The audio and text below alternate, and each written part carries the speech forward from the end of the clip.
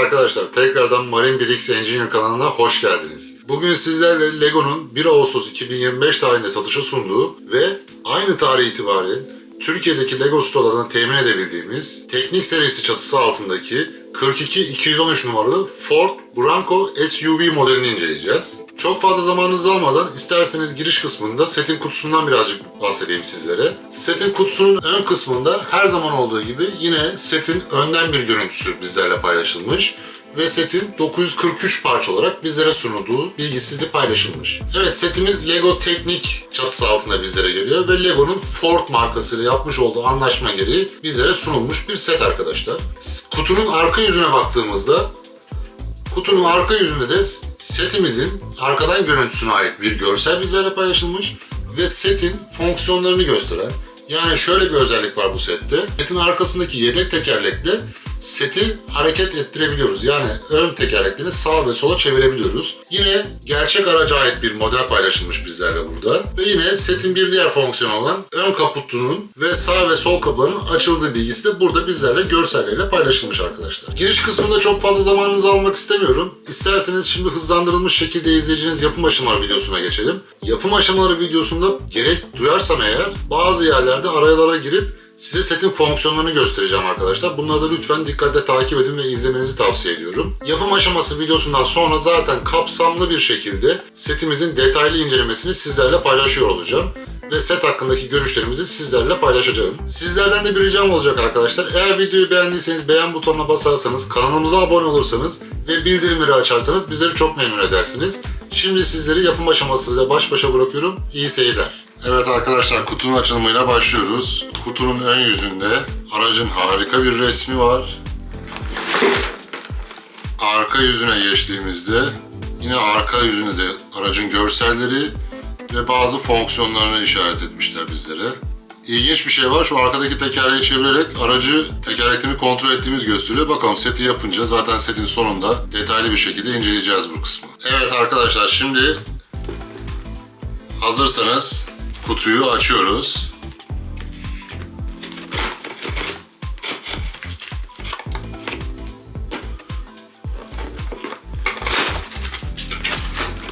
Evet, bakalım şimdi kutu içeriğini kontrol edeceğiz.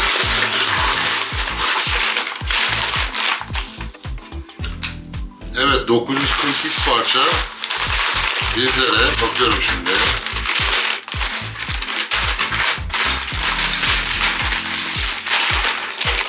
Bir, iki, üç,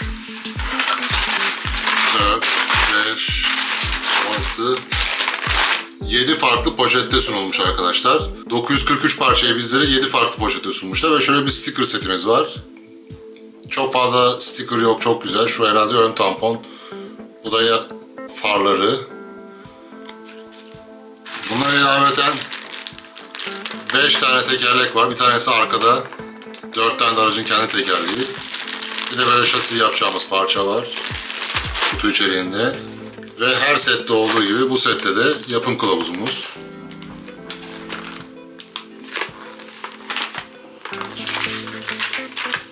Yapım kılavuzumuz yine tabii ki de çok detaylı bir yapım kılavuzu var. Toplam 199 parçadan oluşuyor. Yapım kılavuzunun girişine bakalım. Bize herhangi bir bilgi vermişler mi araçla alakalı? Çok bir bilgi gözükmüyor. Evet, direkt yapıma başlamış. Paketimiz bu şekilde arkadaşlar. Kutu açılışımızı yaptık. Şimdi isterseniz setin yapımına başlayalım. Birinci paketten setimizi yavaş yavaş yapmaya başlayacağız. Sizler de hızlandırılmış şekilde bu yapım aşamalarını izleyeceksiniz. İyi seyirler diliyorum. Videonun sonunda da, yapım aşamanın sonunda da setin çok detaylı, kapsamlı bir incelemesini sizlerle paylaşacağım. Şimdi sizleri yapım aşamayla baş başa bırakıyorum. İyi seyirler.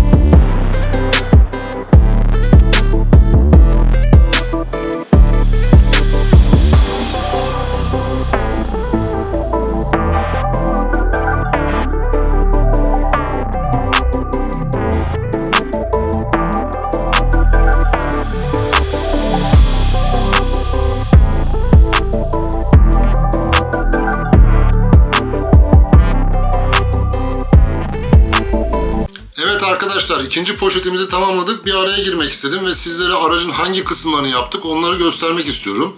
Öncelikle aracın ön tamponuna başladık.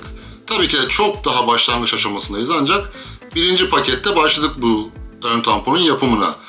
Aracın hareketli parçalarından motoruna başladık arkadaşlar. Şöyle görüyorsunuz şu arkadaki çubuktan motoru hareket ettirebiliyoruz. V6 motor var görüyorsunuz. 1, 2, 3 tane sağ tarafta, 1, 2, 3 tane pistonumuz da sol tarafta. Yani aracımızda V6 bir motor var ve pistonların görselleri de bu şekilde. Basit bir motor yapmışlar. Tabii ki de 1/8 ölçekli modellerdeki gibi bir motor değil. Çok basit bir piston görseli yapmışlar burada ama hareketli, çalışır bir motor. İkinci poşetin sonunda tamamladığımız bir diğer fonksiyonsa aracın ön tekerleklerinin bağlantı kısımları arkadaşlar. Böyle sağa ve sola hareket edecek bu tekerlekler. Buraya aracın ön tekerlekleri bağlanacak. Onu da şurada görmüş olduğunuz siyah çubuktan hareket ettirebiliyoruz. Şunu bağlayacağım şimdi daha rahat hareket etmesi için. Şöyle göstereyim sizlere. Aracın ön tekerlekleri de buraya bağlanacak. Resimlerde ve internette gördüğüm kadarıyla bu çubuk, görmüş olduğunuz bu çubuk aracın arkasındaki yedek lastiğe kadar devam ediyor arkadaşlar. Ve aracın arkasındaki yedek lastiği sağa ve sola çevirdiğimizde de aracın ön tekerlekleri sağa ve sola dönecek. O şekilde gördüm internette. Evet, ikinci poşet tamamlandığında aracın genel görseli bu şekilde oluyor. Şimdi sizlerle bir de şunu paylaşmak istiyorum arkadaşlar. İkinci poşet tamamlandığında yedek parçalarımız da bu şekilde. Yani bunlar artan parçalar. Toplamda 3, 5, 7 tane parçamız arttı. Bunlar da bu şekilde arkadaşlar. Şimdi isterseniz aracımızın yapımına 3. poşette devam edelim arkadaşlar. Yine 4. poşetin sonunda da 4. poşeti tamamladığımızda tekrar bir araya girip size tamamlanmış kısımları göstereceğim. Şimdi sizlere iyi seyirler diliyorum.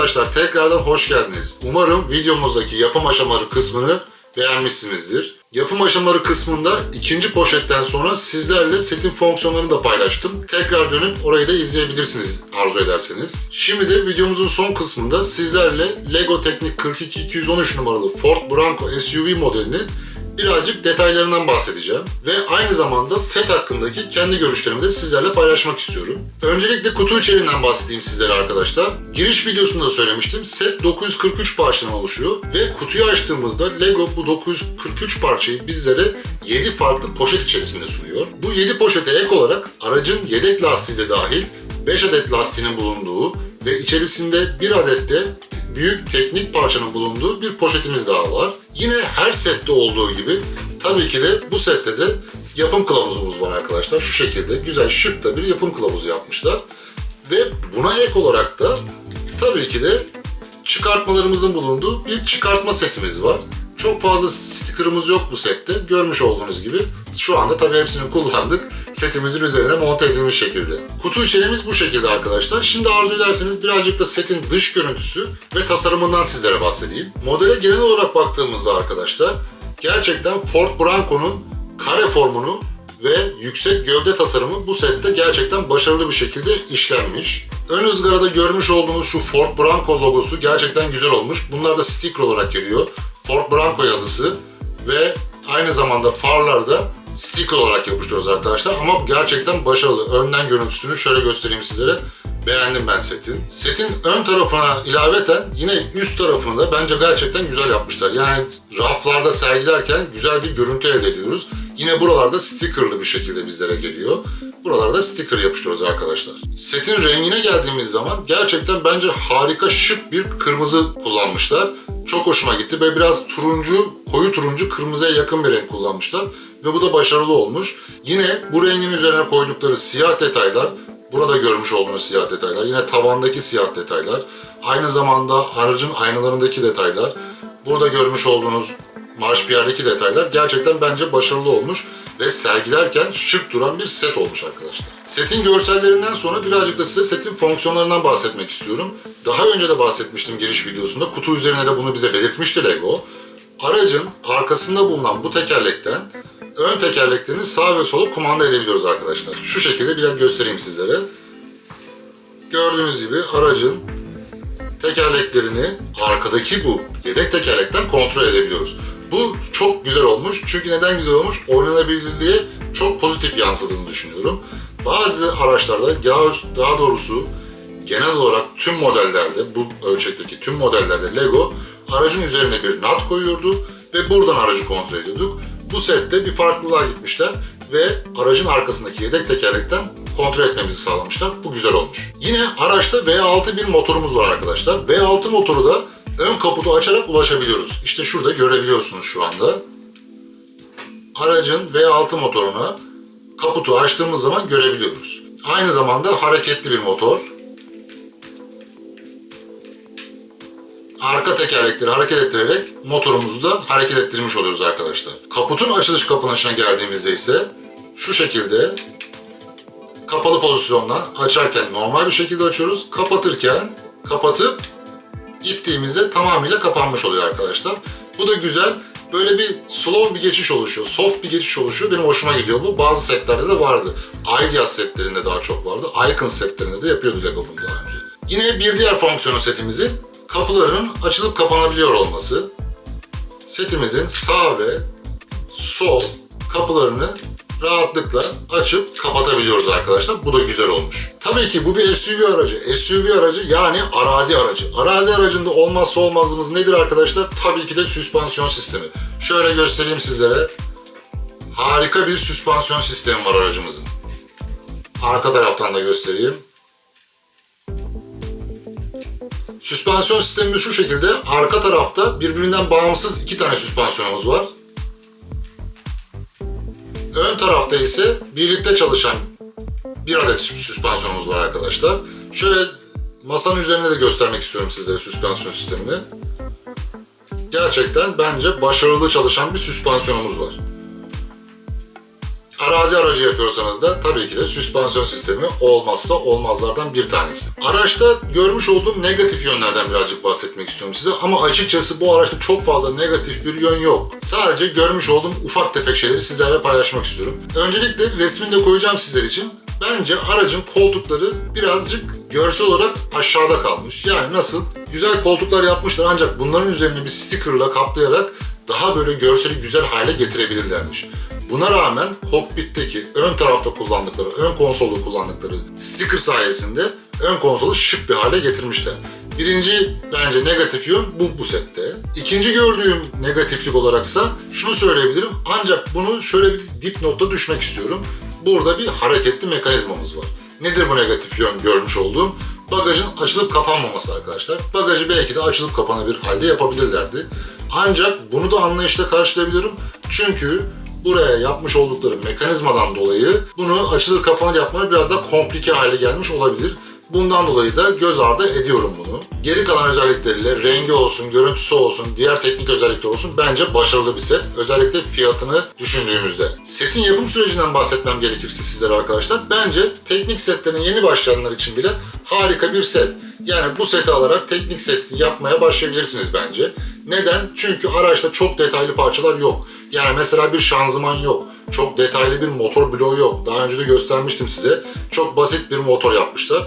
Ve bu da yapım sürecinde işlerinizi kolaylaştırıyor açıkçası. Yani ilk kez teknik seti yapacaklar için bile çok rahatlıkla başlayarak tamamlayabilecekleri bir set bence. Ayrıca yapım süreci de bence gerçekten keyifli. İnsanı sıkan, bunaltan bir yapım sürecimiz de yok arkadaşlar. Gayet keyifli, akıcı bir yapımı var setin. Sonuç olarak set hakkındaki genel düşüncelerim, ben bazı setlerde biliyorsunuz görselliğini çok beğeniyorum. Teknik açıdan beğenmiyorum setleri. Bazı setleri teknik açıdan çok beğeniyoruz ancak görselliği zayıf kalıyor. Ama bence bu set fiyatını da göz önüne bulundurduğumuzda hem teknik açıdan hem de görsel açıdan koleksiyonda bulundurulması gereken bir set oldu. Bu benim şahsi fikrim. Peki siz bu set hakkında ne düşünüyorsunuz? Lütfen yorumlarınızı, düşüncelerinizi bizlerle videomuzun altındaki yorumlar kısmında paylaşın. Videomuzu beğendiyseniz beğen butonuna basarsanız çok memnun oluruz. Bu bizlerin daha fazla kişiye ulaşmamıza vesile oluyor arkadaşlar. Aynı zamanda da kanalımıza abone olursanız ve bildirimlerinizi de açarsanız çok memnun oluruz. Şimdi sizleri setin tamamlanmış haline ait görsellerle baş başa bırakıyorum. Bir sonraki videoda görüşmek üzere. Hoşça kalın arkadaşlar.